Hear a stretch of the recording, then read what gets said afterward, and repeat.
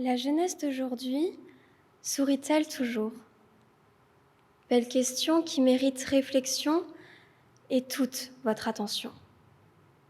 Pour pouvoir y répondre, j'ai passé les derniers jours à observer les jeunes autour de moi, et c'est dingue de voir à quel point les émotions qui occupent les pensées de notre génération sont complexes et peuvent parfois être sombres. Assise sur un banc, je me suis amusée à observer, à scruter. J'ai essayé de percer les mystères qui se cachaient derrière les masques, ceux que l'on porte afin de paraître comme tout le monde. Il y a tellement d'enfants perdus dans leurs pensées, seuls ou avec des histoires lourdes à porter. Notre génération n'a pas l'air très heureuse. Je me suis rendu compte aussi, en écoutant les actualités, que la jeunesse était dans une situation complexe, laissant certains parler de génération sacrifiée. Est-ce vraiment le cas ? Je vais tout de suite vous donner mon avis. Ne tournons pas autour du pot.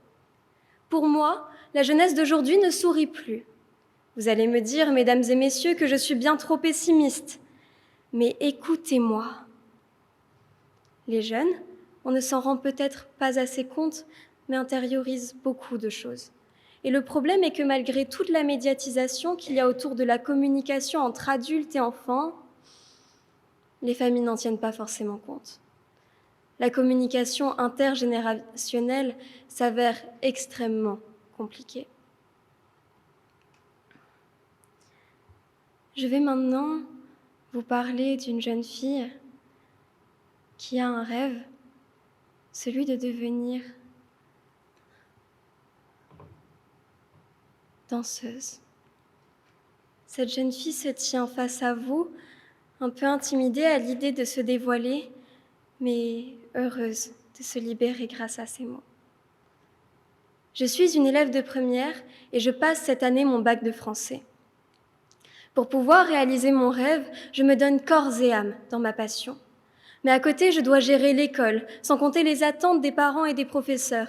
Et vous savez quoi ? Je déteste décevoir. Pour moi, décevoir est une vraie hantise, presque une obsession. Je veux absolument rendre fiers les gens autour de moi, alors je fais tout pour être à la hauteur, que ce soit à l'école, avec mes parents, ou dans ma passion, une passion qui m'anime et qui me transcende.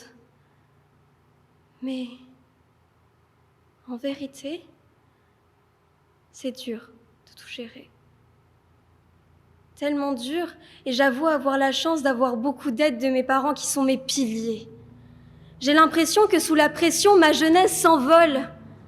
Alors il faut, si je récapitule, avoir de bonnes notes, ne pas décevoir ni ses parents ni ses professeurs, vivre de sa passion et même si on perd la foi et la motivation de temps en temps, ne pas lâcher, ne rien lâcher.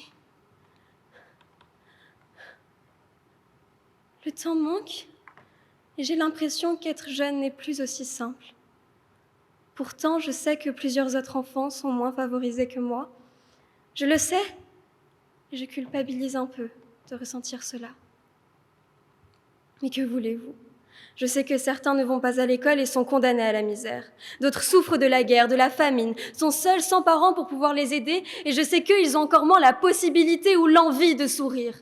La santé mentale des jeunes est une vraie problématique que les acteurs de l'éducation nationale doivent prendre en compte. La jeunesse ne sourit plus, elle va mal, elle a l'impression qu'on lui demande trop. Lycéenne, je vois tous les jours des élèves souffrir, avoir peur, être angoissés. Sommes-nous une génération douillette ? Je ne sais pas, mais c'est ce ressenti que j'aimerais partager avec vous.